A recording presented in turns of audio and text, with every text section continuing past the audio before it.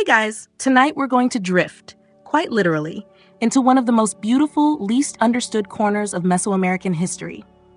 You're standing on a tiny wooden canoe, surrounded by a shimmering lake, its surface dusted with lily pads and the long, trailing shadows of willow trees. The air smells of sweet earth and damp reeds. There's a low hum of insects in the distance, a splash from a fish you'll never see, and before you, a patchwork of green gardens seemingly floating on the water's surface. But don't let the scenery fool you. This isn't a spa resort. It's Tenochtitlan in the early 1500s, and unless you're deeply trained in duck wrangling, maize harvesting, or the political implications of planting squash in the wrong quadrant, you probably won't survive this. So, before you get comfortable, take a moment to like the video and subscribe, but only if you genuinely enjoy what I do here. Let me know in the comments where you're watching from and what time it is in your corner of the world. Now dim the lights, maybe turn on a fan for that soft background hum, and let's ease into tonight's journey together. You glide through one of the many canals that weave through the lake system surrounding the ancient city. You're in the Valley of Mexico, high up, about 7,000 feet above sea level. And despite what that crisp mountain air might suggest, the lake here is teeming with life. You pass rows of bright green chinampas, those famously floating gardens. They're long and narrow, dotted with neat lines of corn, amaranth, chilies, and sometimes rows of marigolds. These aren't just food plots, they're engineering marvels. You might lean over the side of your canoe and squint. Are they really floating? They look like they are. And yet when a gardener walks across one, nothing wobbles. No splash, no raft-like bobbing. This, you'll find, is a kind of ancient visual illusion. A practical one, but still, your brain may itch at the paradox. Behind you, someone chants softly. It's a farmer priest performing the day's first offering to Tlaloc, the rain god, who, historians still argue, was either genuinely feared or just deeply misunderstood by generations of soggy maize farmers. A handful of water is lifted to the sky, then sprinkled over the plants. Not because they need it, but because the gods like to be reminded they're important. The plants, for what it's worth, don't seem to mind. You're gliding closer to the city center now. Tenochtitlan was no rustic village. It was a full-blown metropolis, over 200,000 people at its peak, built smack in the middle of Lake Texcoco. That's like trying to build Manhattan on a kiddie pool, but with obsidian knives and no help from Home Depot. And yet, they pulled it off. The city sparkled with whitewashed temples, stone causeways, and aqueducts, bringing in fresh spring water from the mainland. But you're staying away from all that chaos tonight. You're sticking to the lake, the soft bobbing rhythm of the canal, and these chinampas, these floating gardens, are your doorway into a quiet, slow-paced, softly muddy world of Aztec agriculture. You pass by a man standing knee-deep in a muddy canal, holding a basket full of frogs. You're not entirely sure if he's collecting dinner or just hosting a very odd amphibian tea party. Either way, he nods politely. His basket contains not just frogs, but the lake's real workhorses, nutrient-rich muck dredged from the bottom, black, sludgy, and absolutely gold for plants. This stuff fertilizes the chinampas so well that Aztec farmers could pull in 7 harvests a year in some areas. That's right, 7. You, meanwhile, forgot to water your basil plant, and it died after 2 days. Birds overhead chatter. One of them drops something unmentionable near your paddle. Nature is messy, even in paradise. A few kids paddle by in a smaller canoe, giggling as they steer dangerously close to a stand of water lilies. Their canoe almost tips, but doesn't. You breathe out slowly, settling back into the rhythm of this place. The chinampas stretch as far as the eye can see, grid-like and serene. The city behind them hums with markets and rituals, but here it's just the creak of wood, the buzz of dragonflies, and the occasional distant sound of a conch horn. You float past a garden with 3 dogs lounging in the sun. Soloitzcuintlis, the hairless, soulful-eyed pups that Aztecs considered both pets and spiritual guides to the afterlife. One of them yawns. You relate deeply, and all the while the chinampas keep coming. Narrow, rectangular, usually about 30 feet wide and up to 300 feet long, bordered by channels just wide enough for canoes. They are held in place by ahuejote trees, native willows that grow right through the islands and anchor them to the lake bed. So no, they don't technically float, but they appear to, thanks to the water's shimmer and the quiet magic of illusion. These gardens weren't just productive, they were gorgeous. Flowers grew alongside crops, partly to please the gods, and partly because if you're pulling 7 harvests a year, you might as well get some color therapy while you're at it. Aztec poets often compared chinampas to painted dreams drifting across the lake. And honestly, same. You're getting drowsy now. The canoe gently rocks. A light breeze carries the scent of crushed mint leaves and wet soil. The sun's rising higher, glinting off a jade pendant someone dropped in the water centuries ago. You won't see it, but the lake remembers. And as you blink slowly, nestled between rows of ancient aquatic farms and the misty breath of mountain air, you begin to realize this place was not only alive with food, but with rhythm, balance, and the quiet kind of brilliance that only comes from patience. You float deeper into the watery grid of Tenochtitlan's Chinampa zone, and something finally clicks in your sleepy brain. These gardens aren't actually floating, not in the way you'd expect. They're not rafts tied together with vines or driftwood balanced on air. They're more like islands pretending to be boats, rooted deep in the shallow lake bed of Lake Texcoco. You coast quietly along the edge of one, peering over the side. The water is dark but calm, and just below the surface you see it, long wooden stakes driven into the lake bottom. Bundles of reeds, grasses, and branches are layered between them, forming a sort of natural mesh. On top of that, thick, rich mud, pulled from the lake itself, and then more mud, and then, as if someone got overenthusiastic with the compost pile, more mud. The result is a solid, elevated platform about 3 feet above water level. It's not floating, it's just very clever landscaping with ancient flair. Historians still argue whether the very first chinampas began as emergency planting platforms or if they were ritual spaces that evolved into agricultural zones. Either way, by the time you're coasting past them, they've become the agricultural backbone of the empire. Picture it. Hundreds of miles of these lush geometric islands, neatly outlined by canals that sparkle under the sun like a checkerboard drawn by a very well-fed waterfowl. The lake's depth made it ideal. Lake Texcoco was shallow, usually no more than 5 feet deep in most areas. That made it easy for builders to construct these gardens by piling up the muck and creating a false shoreline wherever they pleased. Think of it as nature's version of Minecraft, but with more frogs and less pixelation. As you paddle alongside, you notice how straight everything is. The Aztecs didn't mess around with curvy garden aesthetics. These chinampas were laid out with a kind of obsessive symmetry that would make even a modern city planner break into applause. Long rectangles, clean right angles. Every canal wide enough to fit a canoe, but narrow enough to toss a tamale from one garden to another. And the tamales, by the way, are excellent. You'll get to those later. Some chinampas are edged with woven reed fences to keep out fish, ducks, or particularly nosy neighbors. Others have tiny altars built into their corners. A clay figure of Xochipilli here, a carved obsidian frog there, left to keep the crops safe or the spirits amused. You coast past one island with a red chili patch so meticulously arranged it almost looks like a mosaic. Another chinampa hosts a few squash vines that have crept over their reed fencing and are now staging what looks like a lazy plant-based jailbreak. The genius of the chinampa wasn't just in the construction, it was in the sustainability. These gardens recycled everything.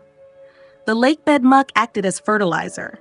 Fish waste and decomposing plant material enriched the soil even more. The roots of crops reached into a water-rich base, meaning they were naturally irrigated. And when one patch wore out, you simply scraped up more lake sludge and layered it on top like frosting on a very nutritious mud cake. Incredibly, these garden plots never fully dried out. Even in the dry season, moisture wicked up from below.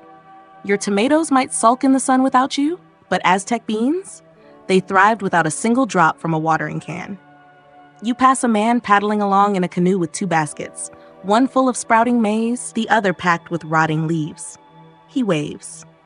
You wave back, mostly because you're not quite sure if he's a farmer or someone auditioning for an ancient compost-themed talent show. Either way, he seems friendly.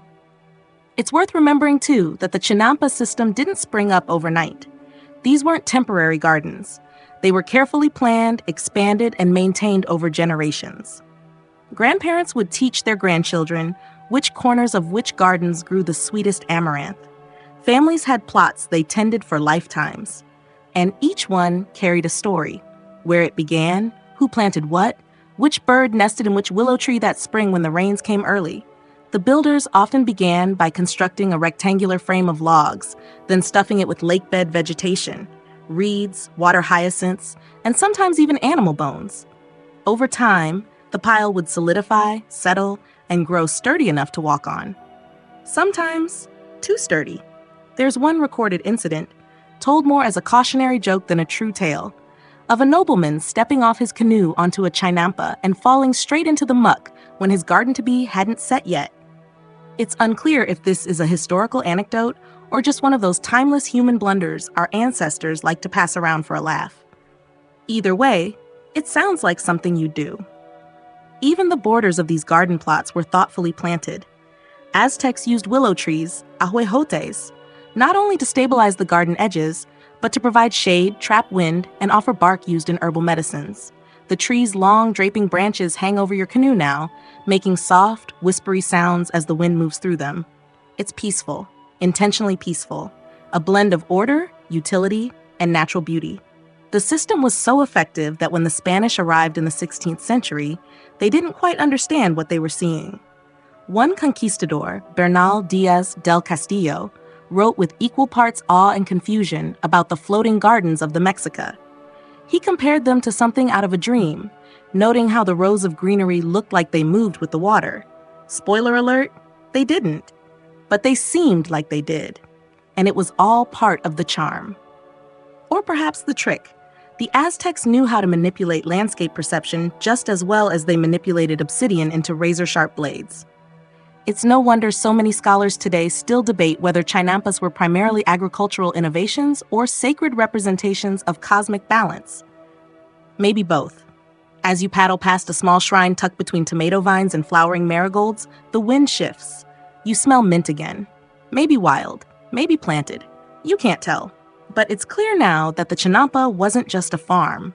It was a philosophy, a way to coax life from the water without disturbing its rhythm. You coast a little further, then lean back in your canoe. The sun is climbing, the mud is thriving, and the gardens, fake floating as they are, continue to grow, with or without your help. You drift along another narrow canal, the sun now painting golden flecks across the water's surface. The chinampas stretch endlessly around you, a dreamy quilt of cultivated green stitched together by the glint of moving water. But tonight, we're zooming in, not on the gardens themselves, but on the farmers who made this world function with a kind of quiet genius. Meet the chinamperos, Aztec agricultural specialists, part farmers, part engineers, and part spiritual negotiators. Their role wasn't just about planting and harvesting. These were caretakers of a system that needed constant balancing. They monitored soil moisture by feel, judged canal depth by color, and knew exactly when to dredge more muck from the lakebed. And all without smartphones, coffee, or the benefit of yelling at YouTube tutorials. You spot one ahead, an older man with a wide straw hat and shoulders like a stone sculpture. He's bending over a patch of leafy greens, talking softly to them in Nahuatl. You can't make out the words, but the tone is somewhere between pep talk and lullaby. The plants, apparently, approve. They're thriving. He stands upright and gives you a nod, then gently shoos a duck away from his freshly seeded rows. The duck, unimpressed, waddles off with the defiant swagger of someone who knows no one's going to eat him. At least not yet. These farmers worked from before dawn till dusk, rotating crops on carefully managed plots. Corn, beans, and squash, often called the Three Sisters, were grown in tight harmony. Corn grew tall, beans climbed the stalks, and squash spread along the ground to retain moisture and deter weeds. It's an ancient Mesoamerican trick, still practiced today in some places, and it's honestly more cooperative than most roommate situations. Beyond the staple trio, chinamperos also cultivated tomatoes, chilies, herbs, amaranth, and edible flowers. Some plots were reserved for medicinal plants, like tlaloc weed, thought to reduce fevers, or tepexcohuite bark, used for wound care.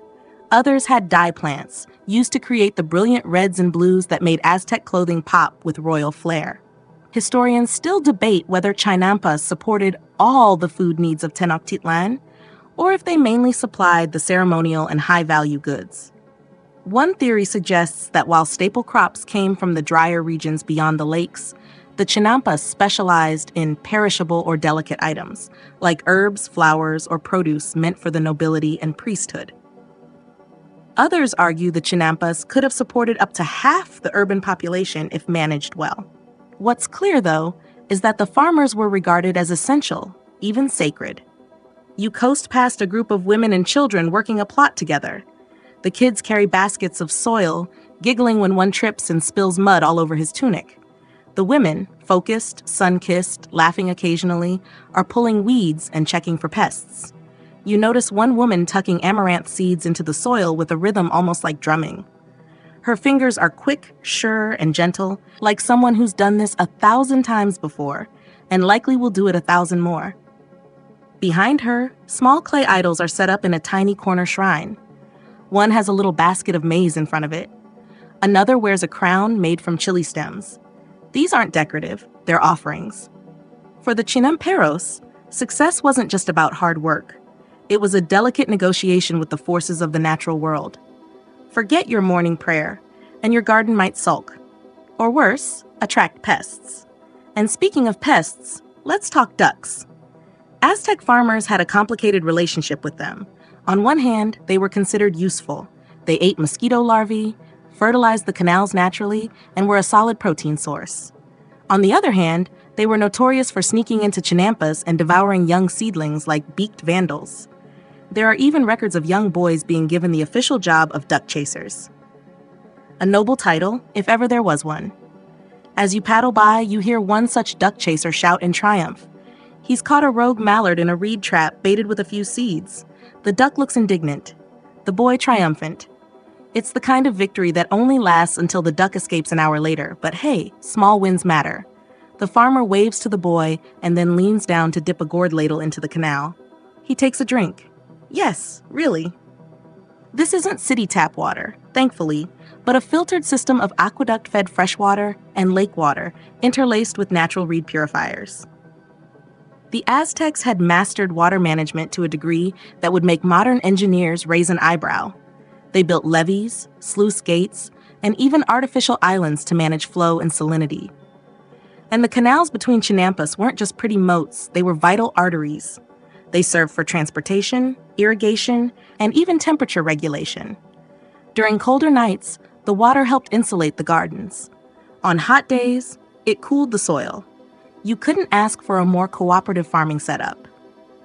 It's no surprise, then, that when the Spanish destroyed the Chinampa system during the conquest and the subsequent draining of Lake Texcoco, they disrupted not just an ecosystem, but an entire cultural rhythm.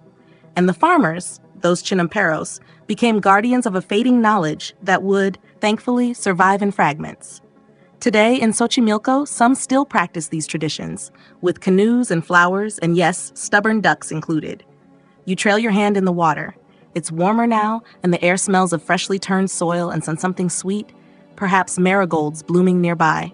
A few dragonflies buzz past your ear, like tiny ancient drones doing a lazy surveillance lap. You pass another plot where a farmer is using a long wooden pole to break up packed soil. His rhythm is meditative. One strike, pause, another strike, pause.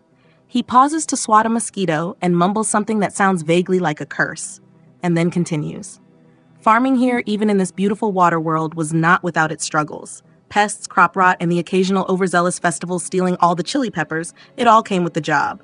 But still, there's an undeniable calm to this work, a dignity.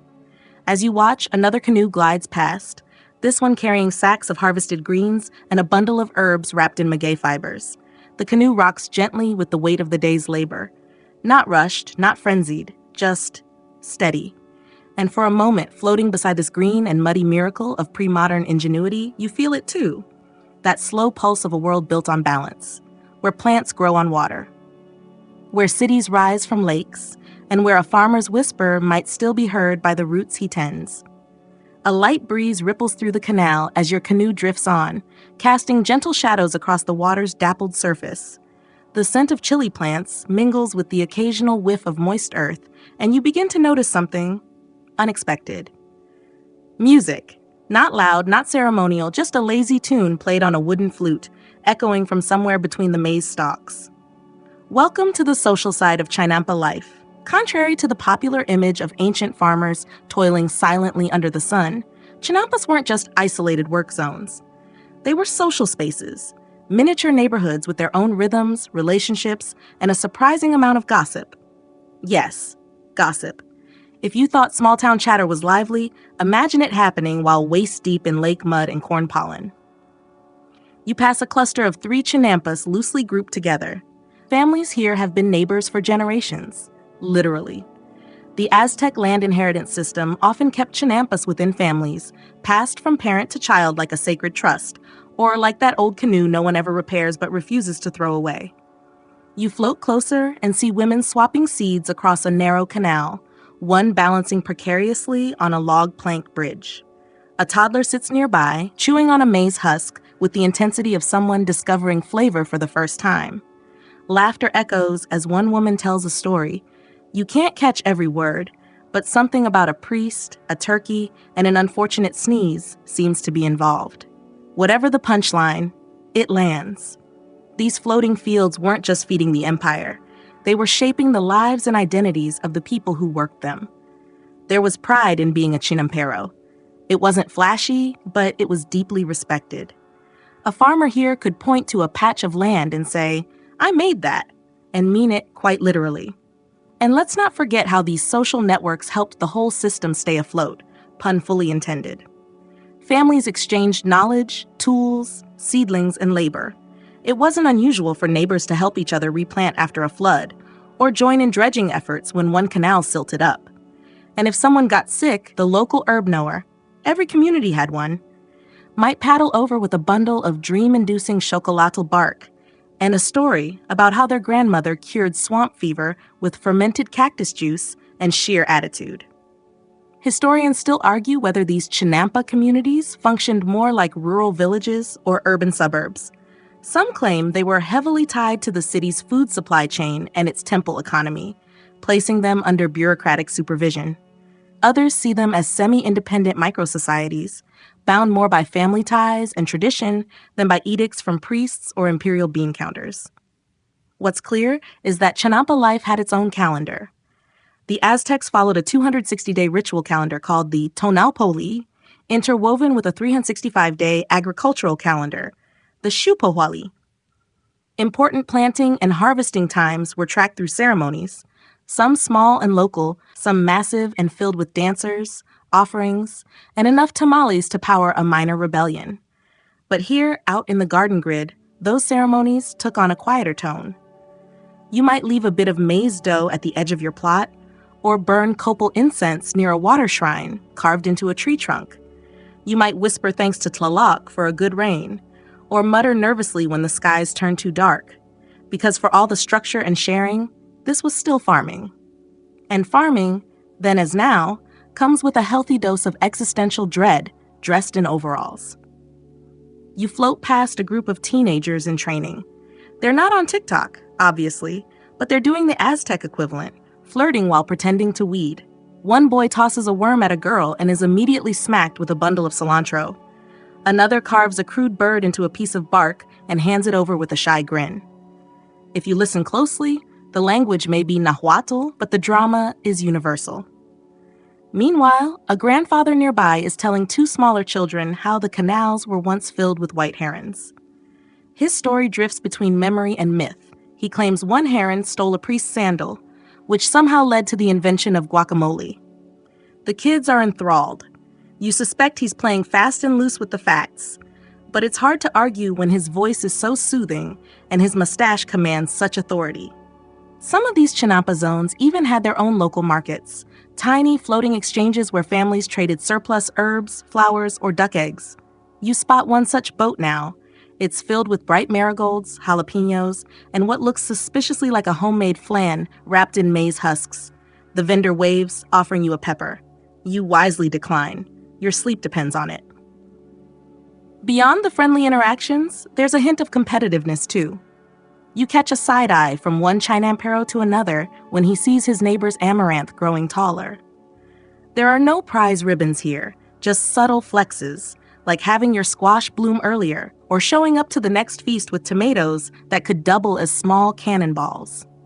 But the most endearing detail you catch today is this: names carved into the wooden stakes that mark the corners of each chinampa. Not official names, but nicknames. Grandma's Patch, Paco's Beans, the one that flooded in 3 Rabbit Year. Little touches of personality woven into the geometry of the garden. This wasn't just land. This was legacy, identity, memory. These muddy rectangles carried the stories of births, deaths, crushes, family feuds over who stomped the chilies last year, and quiet sunrises where someone just sat and watched the ducks paddle by. And even now, long after the empire fell, some of those names remain, carved into wood, whispered into soil, and passed on like seeds for future laughter. The sun slips a little lower in the sky as your canoe glides into a slightly wider canal. Here, the water grows still, reflecting the tangled green of willow trees and the gentle slope of cultivated plots. You pause for a moment, letting the calm settle around you. The ducks have gone quiet. You can hear only the soft slap of water against the canoe's sides and the distant chirp of a frog that may or may not be judging your paddling form. And then you notice it, movement in the water, a flicker just beneath the surface. You squint, but there's no danger. It's a fish. Several, in fact. This isn't just a vegetable wonderland. The Aztecs had turned their floating fields into multitasking miracles. Welcome to the aquatic side of chinampa farming. You see, chinampas weren't merely clever gardening hacks. They were self-sustaining ecological systems. Imagine a floating patch of land where you can grow maize and catch dinner at the same time. The canals surrounding the fields weren't just for transport. They doubled as fish ponds, fertilizer sources, and even natural pest control. One of the local favorites was the humble axolotl, a salamander that looks like it's constantly surprised to be alive. These strange creatures were both food and medicine. You paddle past a boy using a net to scoop up what looks like a tiny, frilly-headed water sprite. The creature blinks at you with mild disappointment, as if it expected to be left alone during this nap-friendly podcast. Aside from axolotls, chinamperos harvested small fish like acosal, crayfish, and carol, tiny silverfish, ideal for drying or stewing. Fishermen used reed traps and simple nets, timed to the lunar cycles and seasonal flows. These catches supplemented the diet and added essential protein to a menu otherwise heavy on maize and dreams. But the aquatic magic doesn't stop there. You watch as a man in a wide straw hat dips a clay pot into the canal, stirring up the silt. It looks like he's scooping mud, but no, this is nutrient-rich sludge from the lakebed. Once dried slightly, it's applied to the chinampa soil like a spa treatment for exhausted crops. This was part of the genius. The canals were constantly dredged and rotated into the soil of the floating plots, creating a closed nutrient loop. No chemical fertilizers, no burning, no praying that your kale doesn't catch fire in a dust storm. Just good old-fashioned mud science. And if you're wondering how these farmers kept pests at bay without neon orange bug spray, enter the dragonflies. Aztec chinampas supported healthy insect ecosystems, and the canals teemed with creatures that would devour aphids, gnats, and even mosquito larvae. This isn't to say it was a perfect utopia. There were still issues, especially during the rainy season, when mosquito populations exploded like unwanted party guests. But generally, the Aztecs balanced biodiversity like pros. Now here's where things get even more impressive. Some chinamperos practiced aquaponics centuries before the term existed. That's right, they intentionally combined aquatic farming with vegetable cultivation, observing how fish waste enriched the soil. Historians still argue whether this was done systematically or stumbled upon by very observant, very hungry gardeners. Either way, it worked, and it was beautiful. You pass a small shrine near a canal bend decorated with feathers and beans. It's dedicated to Huixtoclihuatl, the goddess of salt and water. Offerings like this were common, especially from those whose lives depended on the delicate dance of fresh water and field. A few seeds here, a splash of pulque there. Think of it as divine crowdsourcing. Some elders even believed that if you sang while dredging mud, the water spirits would bless your field with fewer weeds. You hear a low tune now, drifting across the water, melancholy and meandering, like someone humming to the rhythm of their own daydreams. You can't understand the words, but you get the feeling it's about corn, heartbreak, and maybe a really good tamale. And speaking of rhythms, daily Chinampa life was timed not just by sun and season, but by water levels. The lake's behavior influenced planting, harvesting, and even relationships. If your canal flooded, your neighbor might tease you for weeks, calling your garden Lake Tlacopan Junior Edition. If your plot dried up, time to trade a duck or two for a little help dredging. You lean back in your canoe now, letting your hand trail in the cool water. It's easy to forget that this whole system was human-made. Not just nature doing its thing, but a carefully constructed balance between cultivation and conservation. It required constant maintenance, skill, and maybe a sprinkle of good luck. But it paid off. The Chinampas produced harvests 7 times a year in some places. 7. That's more than your local grocery store manages without yelling supply chain issues. And all with no tractors, no synthetic fertilizers, no podcasts explaining how to do it. Instead, they had knowledge passed down through generations. Tips like, don't plant too close to the edge, or the ducks will eat it, or don't fish during flower festival week, unless you want an earful from the priest who thinks you're disrupting spiritual frequencies. Even now, as the wind tugs lightly at the water's surface, you can feel the harmony. The garden doesn't end where the soil stops. It blurs into water, life, and culture, rippling out in rings of quiet, sustainable genius. And as you paddle onward, you leave behind the gentle splash of fishtails and the glint of sunlight on canal water, knowing full well that every inch of this landscape was once coaxed into existence with mud, reeds, patience, and maybe a salamander or two. The wind picks up just slightly, bringing with it the faint, tangy scent of burning copal resin. A column of smoke curls into the air somewhere ahead of you, lazy and sweet, like incense from a daydream.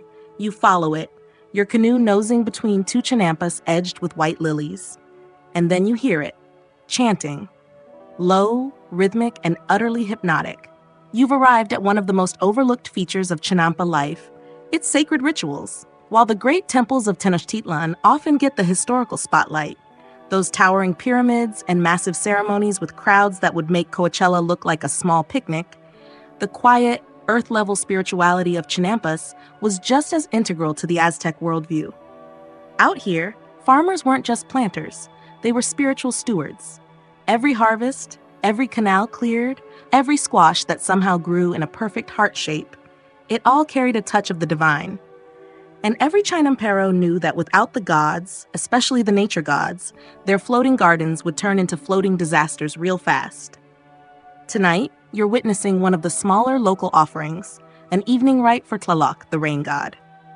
There's no thunder, no grand parade of dancers, just a few elders, 3 bundles of marigolds, and a pot of bubbling tamales left at the canal's edge. The chant is slow and cyclical, almost like a lullaby. You can't help but sway with it. Honestly, it's the most relaxing religious experience you've ever crashed. One elder gestures with a long stick, capped in obsidian, part scepter, part stirrer. He's drawing symbols in the air, spirals, jagged lines, what might be a duck. It's all part of the ritual language, passed down orally, and according to some scholars, modified liberally depending on whether someone had just spilled their chili stew that morning. Aztec religion was woven into everything: calendars, weather, childbirth, whether or not your corn turned out patchy. But in Chinampa zones, it took a particularly intimate form. The land was alive. The water was sacred. The soil had personality. You didn't just tend your plot. You negotiated with it, complimented it, and occasionally bribed it with cocoa beans. Some Chinamperos kept small household shrines directly on the plots, mini altars adorned with feathers, maize cobs, or dried frogs, the spiritual equivalent of posting "plus don't flood" in bold letters. Others simply whispered prayers into the canal before planting, hoping for gentle rain and docile ducks. Historians still argue whether these local rites were officially sanctioned parts of state religion, or more like sanctioned side quests, blessed by the temple priests but left to local interpretation. Some say Chinampa rituals were deeply traditional, tied to ancient lake god beliefs that predated the Aztec Empire itself. Others see them as an evolving mix, official theology seasoned with personal superstitions and family customs. You steer the canoe slowly now, trying not to interrupt. A boy walks along the chinampa edge, shaking a rattle made from dried gourds. He startles a fish and then giggles, part ceremony, part recess. A woman burns resin over a low clay stove, murmuring something that sounds like a recipe and a prayer rolled into one. There's a reverence here, but also a domesticity. It feels cozy, like religion brewed in a kitchen. And of course, no sacred system is complete without its sacred taboos. Chinampas had their own quiet rules. Step on the wrong corner during a planting moon, and it might jinx your harvest. Use a cracked gourd pot to carry ceremonial water, and you could offend the water spirits, who, according to legend, were very sensitive about cracked crockery. Honestly, who isn't? There's even an old Chinampa saying, "Don't whistle after sundown unless you want the frogs to talk back." Whether that's spiritual or just really good advice remains unclear. As night deepens, the ritual winds down. The elders scatter petals into the canal, yellow and orange marigolds drifting like tiny suns. The effect is mesmerizing. You half expect them to form into shapes or spell messages from the gods. But they don't. They just float, slowly turning in the current, making peace with the world one petal at a time. And yet, the ceremony doesn't end abruptly. Like a candle burning low, it fades into the natural sounds of the evening. Crickets, croaking frogs, a splash in the distance. A quiet sacredness lingers, more powerful than any drumbeat or trumpet blast. Now, you might be wondering how the Chinampas fared when the empire began demanding more elaborate state rituals, some involving sacrifices and more dramatic public displays. The answer is murky. Some Chinamperos likely participated in citywide festivals, bringing their finest maize or flowers as tribute. Others may have grumbled quietly and kept to their duck-sized altars, preferring small offerings over giant festivals with questionable blood cleanup logistics. But one thing is certain, their faith was practical. It wasn't about grandeur, it was about gratitude. A good crop meant you said thanks. A bad crop meant you tried harder next time, maybe added an extra marigold or two, or apologized to that one canal you accidentally called swampy. Before you drift away, you notice something carved into a piece of floating wood at the canal edge. It's a face, simple, round, smiling, a child's offering, perhaps, or just someone having a quiet laugh with the gods. Either way, it's a reminder that in the world of Chinampas, even the sacred had a sense of humor. Morning sneaks in gently, no fanfare, just a lightening of the sky and the rustle of herons stretching their wings over the canal. You blink sleepily as the canoe drifts past another Chinampa. Somewhere behind you, a rooster starts in with that timeless Aztec alarm clock, the deeply committed, half-croaked crow of a bird that still isn't entirely sure what time it is. But for Chinampas, this is prime time. As the mist rises off the water like steam from a warm tamal, the farmers are already at it, stomping the soil, tying reed fences, and testing the water depth with long sticks like very polite land surveyors. Welcome to the daily routine of the Chinamperos, ancient Mexico's unsung morning warriors. The typical day began before sunrise. Most families lived in nearby villages or lakefront homes, with simple reed or adobe walls. They'd paddle out to their Chinampa plots in dugout canoes, often with kids riding up front like sleepy figureheads. You imagine it now. The father steering, the mother unpacking tortillas and tools, the toddler pointing dramatically at every bird as if naming them were a sacred duty. Once on the plot, the family split into a ballet of purposeful motion. The men handled heavy tasks, dredging canal mud, reinforcing the outer berms with fresh reeds, and hauling firewood or compost. The women, often with babies wrapped in shawls, planted seedlings, tended vines, or managed irrigation flows between rows. Kids had their own jobs too, scaring off birds, fetching water, or most importantly, keeping the ducks from eating the lettuce. Yes, ducks again. Honestly, Chinampa farming was less about pest control and more like gentle duck negotiation. What's fascinating is how much of this work followed the Aztec calendar, a 260-day cycle called the Tonopouhuali. It wasn't just for scheduling royal rituals or deciding who gets sacrificed, though yeah, that too. Farmers used it to guide planting times, crop rotations, and even days of rest. Certain days were better for root vegetables, others not so much. And then there were unlucky days, when you weren't supposed to touch the soil at all, which honestly just sounds like a cosmic excuse to nap. Historians still argue whether Chinampa families strictly followed these calendars or used a more local, intuitive rhythm, one passed down through observation and grandmotherly wisdom. Either way, their timing worked. Crop yields were high, and the land stayed fertile for generations. You try to remember the last time you managed to keep a basil plant alive for more than 2 weeks. Breakfast usually came after the first round of work. Flat maize tortillas, beans, maybe a squash flower or some wild greens. Food was simple but packed with energy. And if someone had luck fishing that morning, grilled carol or spicy tamales might make an appearance. You watch now as a teenage girl hands her father a wrapped packet, steam rising gently as he unwraps it like it's his birthday. Tools were low-tech but wildly efficient. Wooden digging sticks, stone-bladed hoes, woven baskets for transporting mud, all crafted from local materials and used with almost meditative care. Chinampas weren't about speed or scale, they were about rhythm. You moved with the land, not against it. But don't get too romantic. Farming still meant blisters, backaches, and the occasional snake-in-the-lettuce incident. The Chinampas had a polite facade, sure, but dig deep enough and you'd find roots tangled with all the usual problems. Seasonal floods, stubborn weeds, nosy neighbors who swore your tomatoes had wandered onto their plot. Still, there was community. Chinampas often sat in clusters, forming neighborhoods of fields with shared canals and footpaths. Families cooperated on big maintenance jobs, rebuilding banks, clearing blockages, or protecting against reed fires.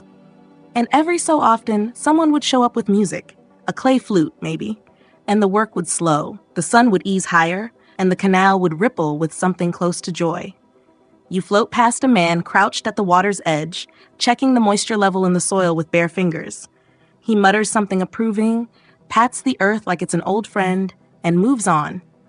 There's something deeply human in the gesture, a kind of faith maybe, or just relief that this year's crop won't rebel. Midday brings a pause. The sun climbs, the air thickens, and most workers find shade under a tree or a reed canopy. You smell cooking maize. You hear laughter. It's rest, but it's also resilience. Even the most productive plot needs to breathe. In the afternoon, tasks resume with less intensity. More weeding, more repairs, more gently coaxing your cucumbers into growing somewhere other than the path. But it's quieter, sleepier. You spot a boy lying in a canoe, fishing line draped lazily over the side, a dog curled at his feet. If productivity were measured in inner peace, this kid's a millionaire. Evening comes quickly, the sky softens, the light goes golden. You see families packing up, loading baskets of produce, gathering tools, whispering last-minute instructions to the plants like, "Stay alive till morning, please." The ride back across the canal is slower, more reflective. Some hum songs, some nap upright, some argue about who forgot the rake. It's beautiful. Before darkness falls, the farmers return home. Some will visit the local market, others prepare dinner. A few, if they're lucky, will sit on their rooftops and watch the stars blink to life over the lake. And maybe, just maybe, they'll dream about a world where your land floats, your day ends with a paddle across starlit water, and your greatest worry is whether the ducks got into the chili peppers again. The stars are out in full force now, and the lake is a mirror, still and velvet black, dotted with floating gardens like islands in a dream. But beneath that serene surface, a pulsing, humming network of trade. That's right. Tonight, you're drifting into the surprisingly well-organized, low-drama world of Chinampa commerce. By now, you've seen the plots, you've met the farmers, you've spotted the ducks who may or may not be involved in some form of black market lettuce trade. But have you considered just how vital this Chinampa system was to the engine of the Aztec economy? Spoiler alert, the Chinampas weren't just garden patches. They were economic dynamos, literal floating supply chains. Each morning, bundles of produce, amaranth, beans, chilies, maize, tomatoes, were carefully loaded into canoes. These were no lazy paddles through the reeds. This was serious logistical coordination. Think FedEx, but with more water lilies. Traders paddled through a spiderweb of canals to reach major market centers like Tlatelolco, one of the biggest in the entire Aztec world. Imagine hundreds of canoes docking like bumper cars, each one loaded with fragrant herbs, glistening fish, flowers so fresh they looked like they were still deciding whether to bloom. Some traders even decorated their boats with feathers, or brightly painted designs, the original food truck flair. And if you think this was some quaint farmer's market, think again. Tlatelolco could see 40,000 visitors on a busy day. There were price inspectors, weights and measures, even a proto-police force to keep the cacao bean currency flowing. Yep, cacao beans were money. And if your tomatoes were particularly juicy, you could walk away with enough beans to splurge on a nice cloak or a few feathered hair clips. Historians still debate whether Chinamperos acted independently or were part of larger trade guilds with built-in hierarchies. Some evidence suggests tight-knit families managed their own crops and profits. Others argue that merchant organizations, like the Pashteca, sometimes exerted influence, especially when luxury goods entered the mix. Think quetzal feathers, rare herbs, or exotic fruit. Let's not forget barter. Chinampa farmers often traded with other lake residents, fisherfolk, reed cutters, and artisans. You might trade 2 baskets of sweet peppers for a hand-woven mat or a few gourds carved with gods so expressive they looked like they were judging your taste in tunics. And because this is the Aztec world, religious offerings snuck into commerce too. Certain harvests, especially the first of the season, were set aside for tribute. Priests received fragrant bundles of flowers, ceremonial maize, and even specialty herbs like epazote, which we'll generously call an acquired taste. You float now past a pair of traders deep in debate. One waves a perfectly round avocado, the other counters with a plump red chili that practically radiates heat. This, right here, is diplomacy, Aztec style. No shouting, no coin flips, just intense produce energy. Of course, logistics mattered. Canoes weren't huge, so every item had to be packed smartly. Fresh leaves lined the bottoms to keep veggies cool. Fish were kept wet with lake water, and certain crops, like delicate squash blossoms, were delivered early in the morning to avoid sun wilt. You're suddenly impressed by how well these farmers balanced spiritual devotion, ecological stewardship, and top-tier time management. Night markets sometimes appeared too, especially around festivals. Fire pits lit the shorelines, and vendors sold tamales, pulque, the mildly fizzy, fermented maguey drink of choice, and little trinkets like clay whistles or jaguar masks carved from gourds. Picture a chill, lakeside pop-up market with less neon and more corn-based snack innovation. And while Chinampas were mostly about agriculture, some also grew flowers just for beauty, or for sale to city dwellers needing altar decorations or anniversary bouquets. Flower farming Chinampas were so successful that they helped supply the royal palace itself. You know you've made it when your dahlias are good enough for Montezuma's foyer. Trade extended beyond the valley, too. Long-distance merchants carried word of Chinampa produced to other parts of the empire, bragging about the softest tortillas, the crunchiest amaranth, or the watercress that made you dream in color. Whether that last part is true or just good marketing, historians, of course, still debate. But here's something even cooler. Chinampas were adaptable. When demand shifted, farmers could reconfigure their plots. Less maize this season, plant more herbs, too many tomatoes flooding the market, focus on chilies, nature's edible currency. It's crop rotation meets economic strategy with a touch of lake wizardry. You now pass an elderly woman counting out cacao beans into a cloth pouch. She tucks it into her sash, smiles at a canoe filled with marigolds, and paddles off into the moonlight. You wonder what she'll spend them on. New sandals? A reed comb? Maybe she's saving up for a carved obsidian mirror, the TikTok ring light of the 15th century. And just when you think you've seen it all, you float by a bartering session between a duck owner and a Chinampero who desperately needs pest control. The trade? 3 evenings of duck rental in exchange for a basket of chilies and a gourd of pulque. Practical. Efficient. Very quackonomic. This ecosystem, floating gardens, traders, markets, rituals, gossip, ducks, it worked. Not just for feeding the capital, but for sustaining a culture. It was messy, fluid, and occasionally damp, but it was theirs. A world built not just on stone pyramids, but on squash vines and polite haggling over watercress. By now, you're practically a Chinampa expert. You've hauled imaginary mud, dodged aggressive ducks, bartered with fruit merchants by moonlight. But there's one part of this story you haven't yet explored: how these floating gardens became tools of empire. Yes, that's right. The Chinampas weren't just feeding sleepy lake villages and local markets. At their peak, They were the agricultural spine of the mighty Aztec Empire, a civilization that stretched from ocean to ocean and built its capital, Tenochtitlan, quite literally on water. And as you glide gently through a canal lined with tall reeds and fading sunlight, you can feel it. Power, growing in the mud. Let's rewind to the early 1400s. The Mexica, who would become the Aztecs, had recently taken control of the region and were busy transforming their lake island into one of the most ambitious urban centers in the ancient world. The city needed food, and lots of it. Enter the Chinampas. The Mexica expanded this existing agricultural tradition with the same energy your neighbor brings to assembling IKEA furniture at 2 a.m. Focused, slightly manic, and disturbingly efficient. They didn't just build a few gardens. They created entire networks, draining and reshaping vast portions of Lake Xochimilco and Lake Texcoco. Wooden stakes were driven into lake beds like outlines for floating puzzle pieces. Earth, silt, and reeds were layered in and stabilized. Canals were widened and straightened. Suddenly, where there had been water and weeds, there were emerald grids of orderly crops. And yes, we're talking industrial-scale agriculture. Scholars estimate over 20,000 hectares. That's like 40,000 football fields of Chinampa land eventually surrounded the capital. These weren't hobby gardens. They were engineered food machines, clocking out more maize, squash, and beans than anyone thought possible. But more than just feeding the city, the Chinampas became part of the tribute economy.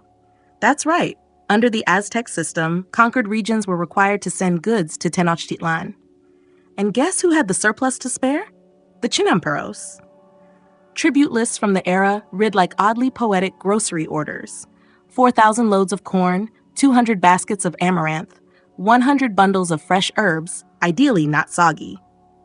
So much produce came in from the lake districts that it fed not only the general population, but also the elite priesthood, the military, and the massive bureaucracy that kept this empire afloat. In fact, Chinampas were so critical to imperial logistics that they became politically sensitive turf. Nobles granted land to favored allies. Entire neighborhoods were built around the plots. And don't even get us started on the water rights arguments. Historians still argue whether the expansion of Chinampas was more a grassroots effort by local farmers or top-down imperial policy. Either way, what's clear is that by the time of Montezuma VI, the last great emperor before the Spanish arrived, Chinampa agriculture wasn't just a success story. It was the reason the empire could exist at that scale at all. You pass a group of children helping their father reinforce a Chinampa bank. They're laughing, splashing water on each other, and generally ignoring his very serious instructions about reed placement. And suddenly you see it. This isn't just farming. It's inheritance. Culture passed hand to hand, paddle to paddle. Of course, the empire wasn't built on maize alone. Military conquests, religious fervor, and the occasional extremely pointed sacrifice had something to do with it. But Chinampas made everything else possible. They kept the people full, the priests calm, and the merchants happy. Even the army benefited. Portable dried goods like maize cakes and smoked fish were loaded up before campaigns. You imagine some poor soldier hiking into the highlands thinking, at least we've got Chinampa snacks. The gardens also played a role in diplomacy. Visiting dignitaries were often taken on boat tours through the canals. Picture it, wide-eyed emissaries from far-off lands gliding past lush rows of flowers, maybe sipping pulque, while Montezuma casually says, "Oh, those, just a few thousand floating farms we built while chatting." Some scholars even suggest Chinampas were a kind of soft power flex, living proof that the empire could control nature, feed multitudes, and do it all with ornamental waterbirds thrown in. And yet for all this imperial glory, Chinampas remained grounded, literally. The system required constant maintenance, dredging, planting, reinforcing. It was both awe-inspiring and humbling, like building a palace out of toothpicks every day and watching it feed a city. But the true genius wasn't just scale, it was sustainability. Unlike other ancient farming methods that exhausted the land, Chinampas regenerated themselves. Canal mud, organic waste, even ash from cooking fires, everything was returned to the soil. In some ways, this was less empire and more ecosystem, an empire of dirt and duckweed. As you drift toward the outskirts of the imperial zone, you spot an old Chinampero watching the sunset. His plot is neat, serene. A few white egrets pick along the edge. His paddle rests beside him, worn smooth by decades of use. You wonder if he ever feels like a king, not of cities or pyramids, but of a floating kingdom that blooms every morning, feeds thousands, and disappears into mist at dusk. That, in the end, is the empire the Chinampas built.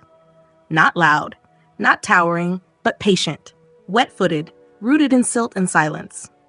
The soft squelch of mud under your imaginary sandals reminds you, empire or not, someone's got to do the weeding. Tonight, we float deeper into daily life on the Chinampas, not the grand markets or imperial scale, but the early mornings, calloused hands, and quiet rituals that kept the whole thing from unraveling. Let's set the scene. You wake up before dawn to the faint sound of frogs arguing in the reeds. Your sleeping mat is barely warm when you rise, already smelling the earthy promise of damp soil and fresh squash vines. Breakfast?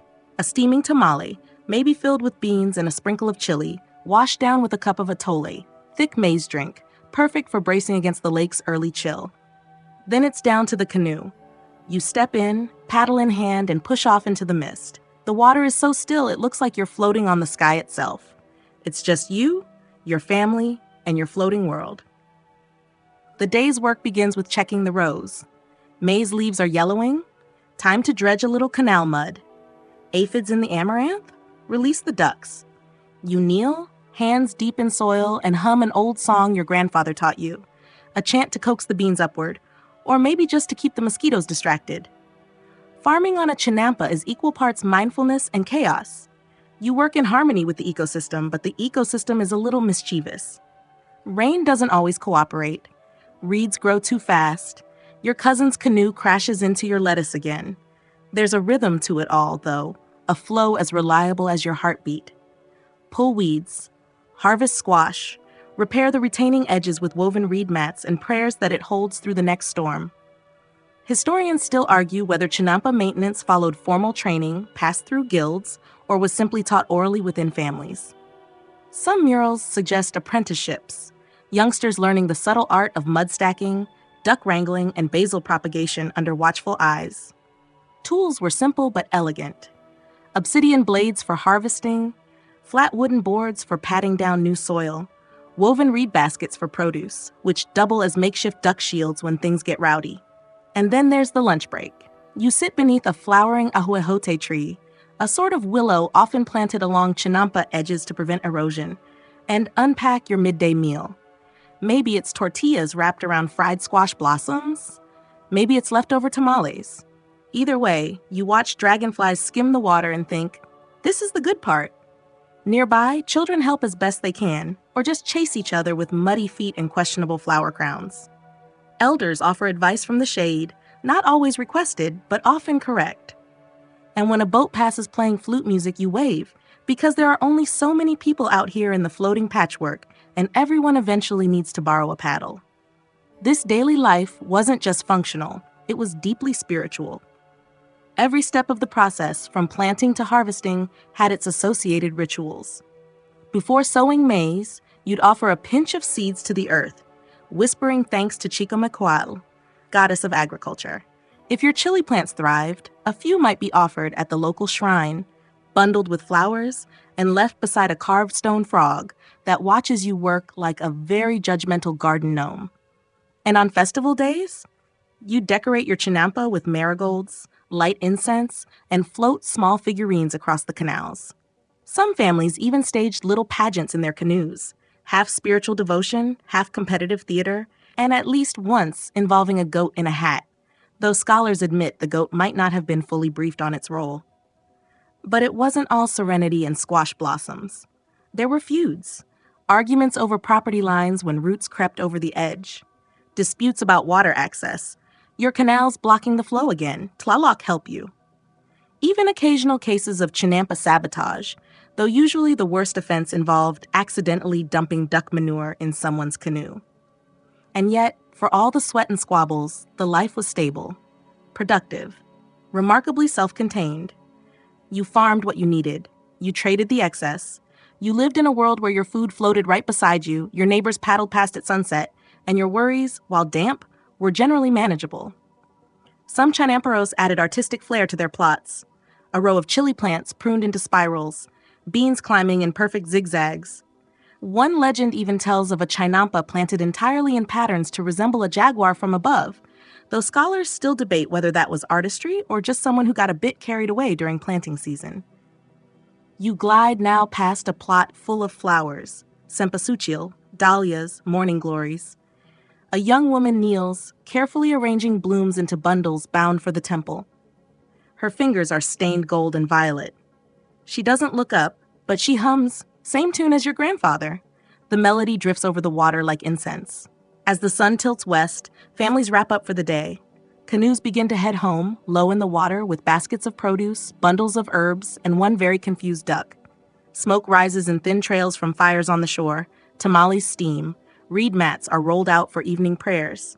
And as you dock your own canoe, you take one last look at your chinampa. Still standing, still green. Still floating like it has for centuries, on nothing but mud, sweat, and a quiet kind of magic. The sun has dipped behind the mountains now, and as the soft twilight settles over the water, you glide deeper into the canals where the oldest chinampas lie. Out here, things feel different, quieter, more mysterious, like you're drifting not just through space, but through time. These ancient plots are overgrown in places. The edges are soft with moss, the canals narrow and vine-covered. No one tends these regularly anymore, but they're still here, whispering their stories through the reeds. Tonight, we explore the myths, legends, and spiritual beliefs that wrap themselves around chinampa life like morning mist on maize stalks. Because for the Aztecs, farming wasn't just about survival.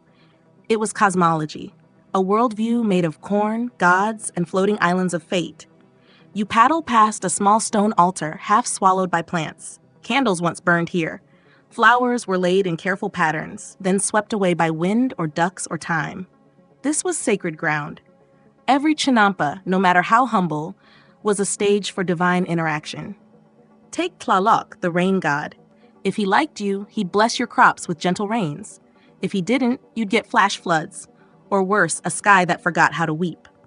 Farmers told stories of seeing his face in the clouds or hearing his laughter in thunder. Some swore that if you offered a perfect frog, gleaming green and chubby as a dumpling, your maize would grow 2 heads. Then there was Xilonen, goddess of young maize, worshipped in midsummer when crops stood tall. During her festival, girls dressed in green feathers and gold, dancing along the canal edges with garlands of corn silk. Boats drifted past them, carrying musicians and floating altars. If that doesn't sound like a dream, you may need a second pillow. One of the strangest legends speaks of the night farmer, an old spirit who appeared only in moonlight, weeding abandoned chinampas with glowing hands. If you tried to speak to him, he vanished like smoke. But if you left out a tortilla and a small cup of pulque, he'd bless your fields and make the soil soft as cake batter. Historians still argue whether this farmer ghost was rooted in pre-Aztec beliefs or emerged later as a kind of post-conquest folklore. Either way, it speaks to a deeper truth. Chinampas weren't just dirt and labor. They were thresholds, places where life and death, work and worship blurred together like dusk on the water. Some families even believed their ancestors lived on in the soil. Not metaphorically, literally. Ashes from cremated relatives were sometimes scattered among the crops. So grandma can help with the squash, someone might joke, only half joking. And what about the water itself? The lakes were home to spirits, fish gods, and shapeshifters. Canoes were sometimes blessed before being launched, especially if they be used for harvesting sacred plants like Xochitl, marigolds, for the Day of the Dead. Offerings were placed into the canals, bits of food, tokens made of clay, or small figurines carved from obsidian. Some of these still wash up today, discovered by modern chinamperos who pause their hoeing to wonder what ancient hand once set it floating. One particularly eerie tale tells of a floating chinampa that no one could land on. Every time a canoe approached, the island would silently drift away, staying just out of reach. They say it was created by a priest who tried to cheat death by building a garden on the lake's deepest point. Now it wanders. Never quite real, never quite gone. There's also the legend of the talking maize. No, not like a Disney character, but a rare stalk that, when wind passed through its leaves just right, whispered secrets about planting seasons and love affairs. Supposedly, it once told a young farmer where to find the perfect wife. The marriage lasted 47 years and included at least one pig who thought it was a dog. Of course, skeptics might call these tales mere rural superstition. But out here, among the water and willows, it's hard not to believe a little. The way the moonlight shimmers on the canal, the way frogs suddenly go silent, the way a single flower blooms out of season, these things feel like messages. You pass a patch of chinampa with a small figurine nestled at its edge. It's barely visible under the roots of a marigold, but you spot the faint outline of a jaguar carved in black volcanic stone. Someone placed it there long ago. Maybe for protection, maybe as a joke. Maybe to mark that this plot belonged to someone who dreamed fierce dreams. As you drift past, the wind stirs the water. A soft splash echoes behind you, but when you glance back, there's only ripples. That's the thing about chinampas. They're grounded in practicality, crop yields, soil pH, daily chores, but they're also full of dreams. Ghosts of farmers who still tend to their plots, gods who wade silently between rows of maize, and stories that ripple through the canals, waiting to be heard when the world grows quiet enough to listen. The night is fully settled now. The stars blink into view like they've been waiting patiently for the sky to dim. You paddle onward, guided more by memory than by sight, into the zone where work fades and trade begins. Tonight, we drift into the economic life of the Chinampas, the quiet hum of commerce that connected these floating fields to the vast and thrumming heart of Tenochtitlan. By now, your canoe is half filled with goods from your day's harvest. Maize ears bundled in pairs, squash cradled in reed baskets, a few prickly pears, carefully picked because you remember last week's thorn incident all too well. Maybe even a little stash of marigolds or amaranth to sweeten your trade. You navigate by starlight and the glow of torches flickering on the docks ahead. Welcome to the canal-side markets, early morning bazaars that floated right alongside your fields. No carts, no wheels, just canoes bobbing like shopping carts in a watery aisle with merchants quietly calling out their wares. It's surprisingly orderly. Each Chinampero knows their corner. You trade squash for chili, offer extra maize for a slab of freshwater fish. A woman 2 boats over is bartering flower garlands for obsidian knives. Someone further down has tamales still steaming in a clay pot, and honestly, you're considering trading a cousin for just 1 bite. Historians still debate just how centralized this system was. Some say market locations were strictly managed by neighborhood councils. Others argue these floating swaps were informal, spontaneous networks based on mutual need and who had the loudest parrot to attract customers. Your goods are good today. The maize kernels are plump, the beans speckled and fresh. You even remembered to polish your canoe's side with lake water and pride. Someone compliments your squash. You nod graciously, like you didn't just spend an hour dusting them with duck feathers to make them shine. There's no coin here. The Aztec economy ran largely on barter, cacao beans, and cloth strips called cuachtli. You've got a few beans tucked into a pouch, but most of your wealth is floating right beside you, green and growing. And if you were especially savvy or sneaky, you'd time your arrival to intersect with merchant canoes from the main market of Tenochtitlan itself, Tlatelolco. Now that was the big leagues. Imagine thousands of people packed along the lake's causeways, the air thick with spice and human optimism. Merchants yelling over each other, children darting between legs, nobles inspecting lapis jewelry, priests offering blessings over jade, and you, sweaty but triumphant, trying to find a spot to sell your extra chilies before someone steals your duck. Goods came from every corner of the empire, turquoise from the north, cacao from the south, obsidian from the volcanoes, and yes, chinampa produced fresh from the lake. It wasn't unusual for a tomato grown on a floating field to end up in a royal stew by dinner. And the Tlatelolco market wasn't just commerce. It was performance. People sang their wares, danced their deals. Some vendors wore full costumes, dressed as gods, eagles, or mythical beasts to hawk their goods with extra flair. You can't help but wonder if that one guy in the jaguar suit was selling jaguar meat or just deeply misunderstood. Still, even back in the local canals, the vibe was alive. Markets were as much about gossip and flirting as they were about beans. A side glance here, a shared tamale there. Did that chinampera just smile at you over her chilies? Yes, she did. But not everything was casual. inspectors wandered the docks. Market officials who made sure trades were fair, weights weren't rigged, and ducks weren't being passed off as rare feathered serpents. One legend even claims a merchant tried to sell dyed maize as magical corn. He got dunked in the lake and fined 3 cacao beans and a very public apology. What really stands out is the interconnectivity. The Chinampas didn't exist in isolation. They were part of a living network, a living system, feeding, supplying, and enriching the vast Aztec capital. And in return, farmers gained access to luxuries, salt, spices, crafted goods, even music and stories from distant lands. You remember one evening trading your way into a carved flute from the Gulf Coast. It didn't sound great. Actually, it sounded like a goose in a traffic jam, but it was beautiful, and it made your cousin jealous. Totally worth a basket of your best beans. Some scholars suggest that Chinamperos weren't just farmers but early entrepreneurs, negotiating trade deals, timing their harvests to match market peaks, even specializing in boutique crops like exotic herbs or rare flowers for temples. Others argue most just did what their parents did and hoped their beans didn't float away. As the night deepens, you finish your trading, your canoe lighter, your pouch heavier, your stomach filled with borrowed tamales.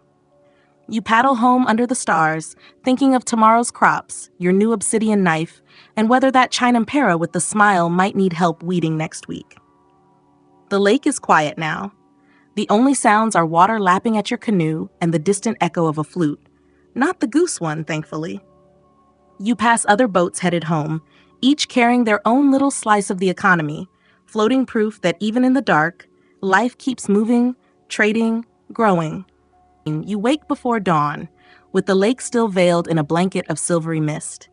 Your canoe bobs gently beside the Chinampa, tethered to a willow branch. Somewhere nearby, a duck complains quietly. Morning routines begin again, not just for you, but for an entire lineage. Today's chapter in our slow paddle through history turns toward the family life of Chinamperos, how knowledge passed down, roles were shared, and the floating farm wasn't just a job, it was your identity. First, a stretch. You roll your shoulders, groan quietly, and look out across your family's plots. Maybe 6 or 7 Chinampas linked like pearls along the canal. They were passed to you by your parents who got them from their parents, and so on.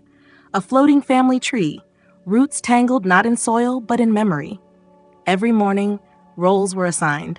Maybe you're the one who paddles out early to skim duckweed from the canal's surface. Fresh duckweed makes great fertilizer, and ducks are absolutely no help in collecting it. Your brother or sister might be checking the lake reeds for signs of fish, snails, or wandering canoes that don't belong. Grandma's probably muttering to the marigolds again. Somehow, hers always bloom bigger. One of the oldest traditions in Chinampa life was teaching through doing. There were no textbooks, no farm manuals.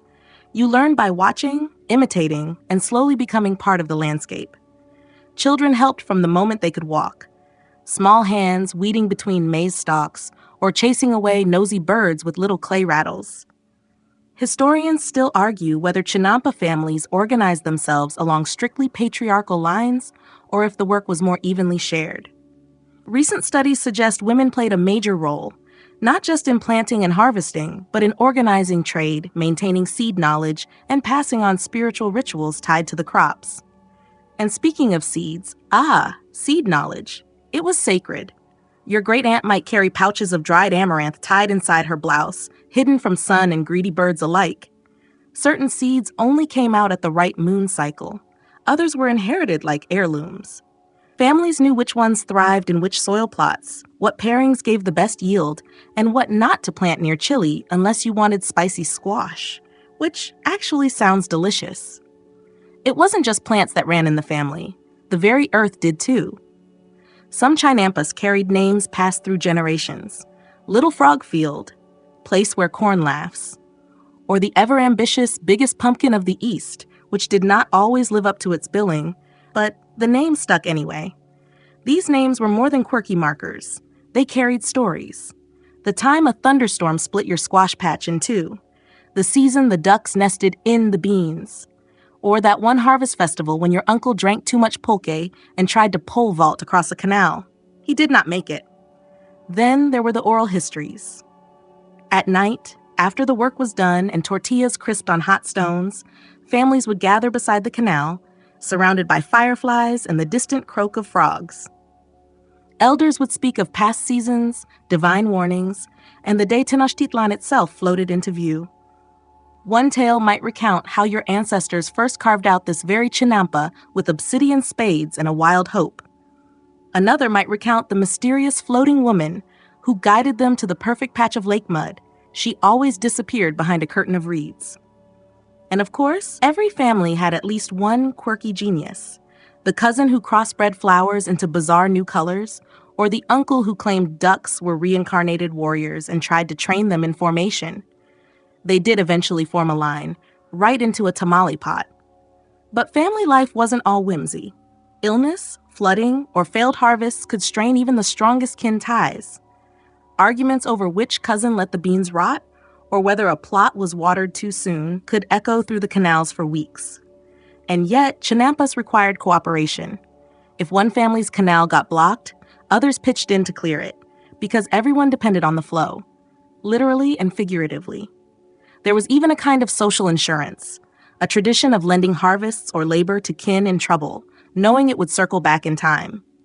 Not a written contract, but a muddy promise etched into the banks by generations of trust.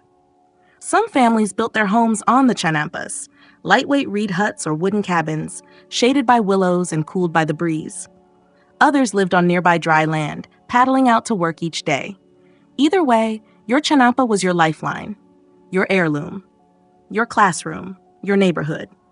Scholars still wonder how many of these traditions survived the upheaval of the Spanish conquest.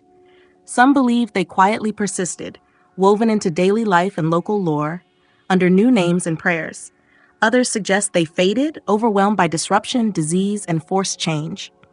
But bits and pieces remain, stories passed down, seeds saved, rituals still whispered when the moon is high. Back in the canoe, you hear a child laughing. Someone drops a basket.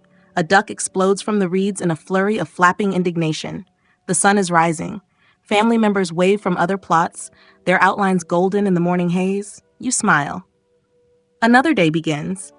And this one, like all the others, is stitched into the vast quilt of Chinampa life, where farming was never a solo act, but a symphony of shared work, whispered stories, and muddy-handed love. The days pass in rhythm now. Sunlight filtered through willows, the slap of paddle on water, the hush of corn leaves in the wind. But as you glide through the watery lanes of your floating world, you can't help but notice how it all fits together. The canals, the crops, the homes, even the temples in the distance. It's not just agriculture, it's architecture, it's engineering. It's urban planning with a flair for the dramatic.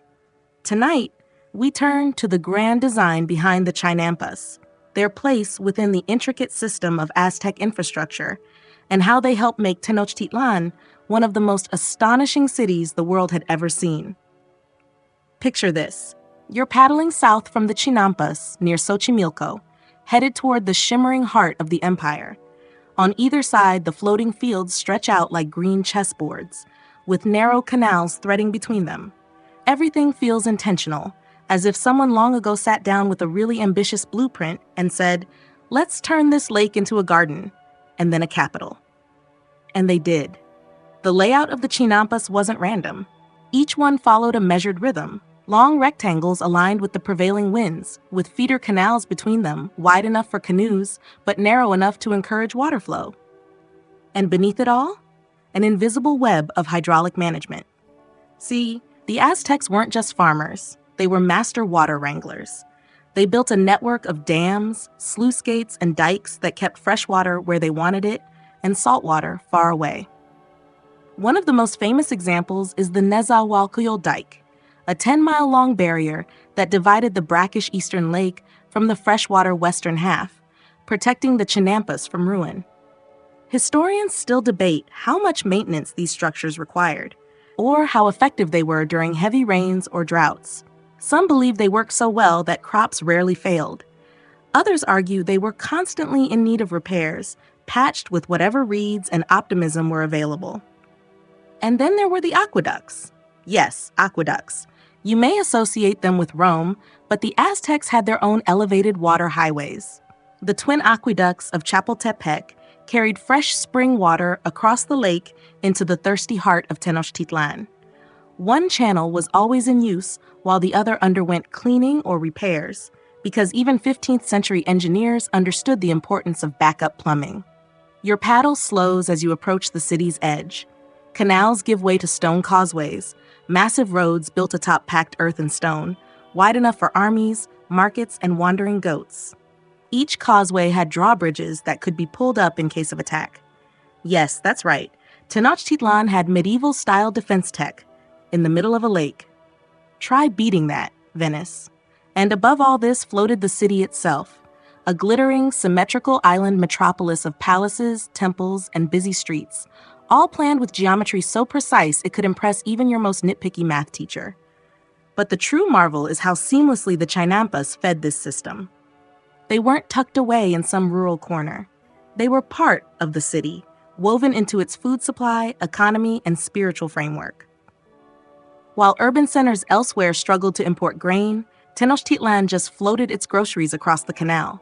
There are reports that on some mornings, the canal entrances into the city were so crowded with Chinampa canoes it resembled rush hour traffic, minus the horns, plus a lot more squash.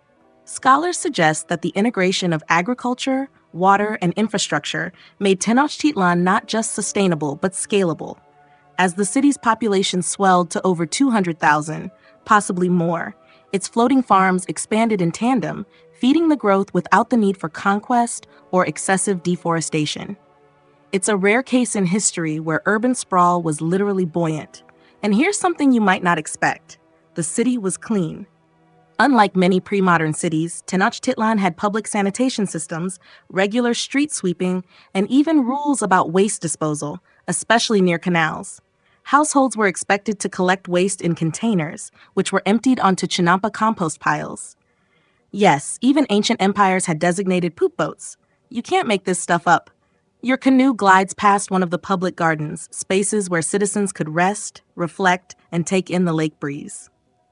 These weren't just ornamental. Some doubled as experimental plots, where new crop varieties were tested before being planted at scale. If Chinampas were the breadbasket, these were the labs. And the temples?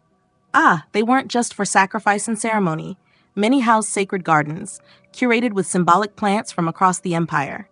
To offer maize or flowers at a festival wasn't just piety. It was politics.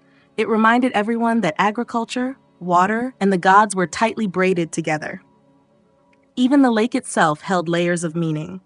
Its stillness mirrored the heavens, its waters fed the roots of faith, and its boundaries, the carefully managed levees, causeways, and dikes, stood as quiet proof that humans and nature could, at least for a time, share the same dance.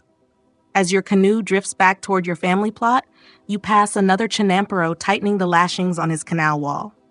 A woman ladles water onto her crops with an old clay pot. Two boys run along a narrow bank, giggling, chasing a dragonfly that refuses to be caught. Everything is still moving, still functioning, still balancing, barely, beautifully, on the line between city and farm, design and wildness, earth and water.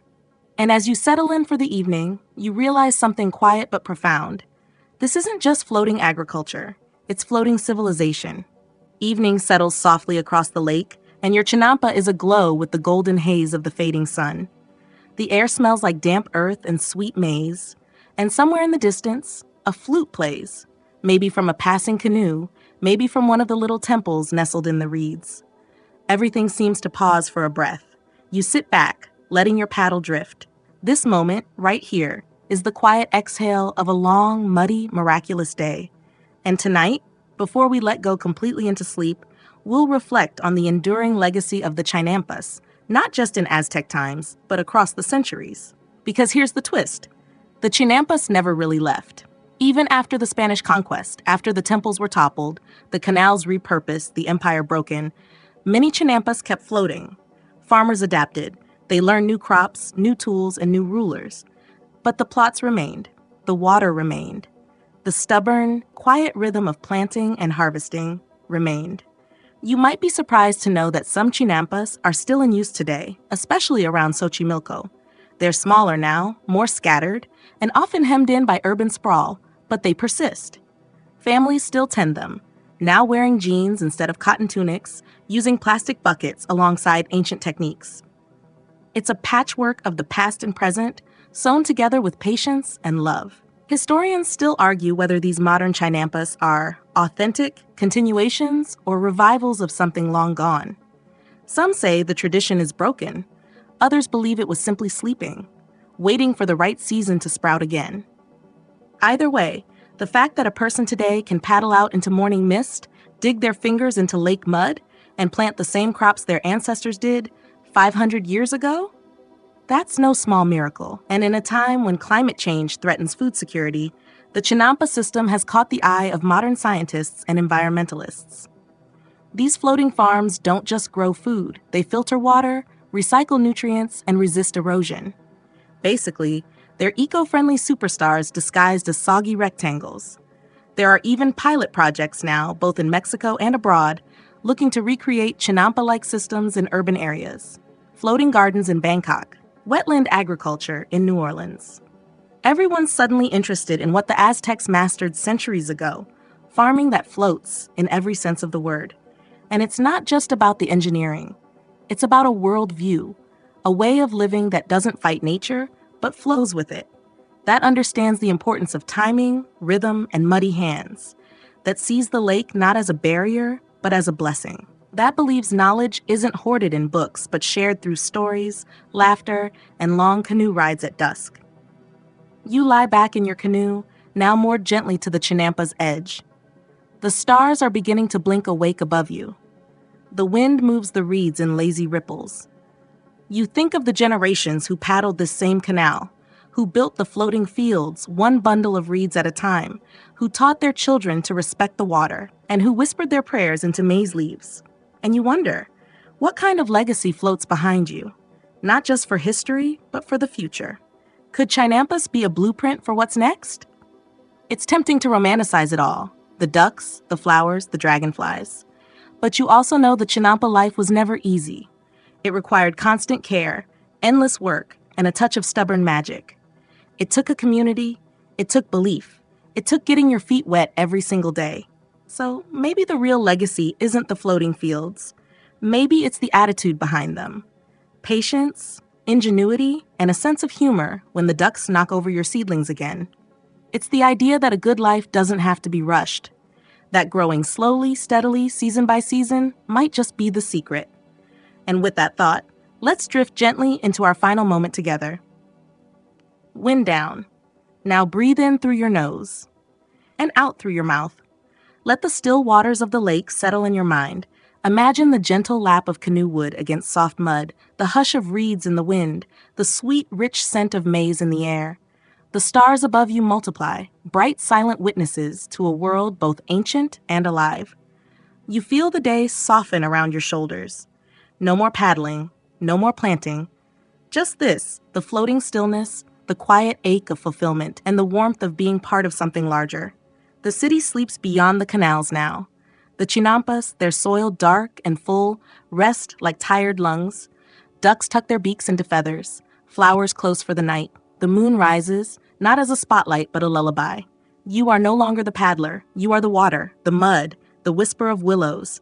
You are the echo of stories told softly between generations. You are a seed, held gently in memory, waiting to bloom. Let your breath slow. Your thoughts dissolve like morning mist. The lake holds you. The night welcomes you. Sleep now. Float. 1067.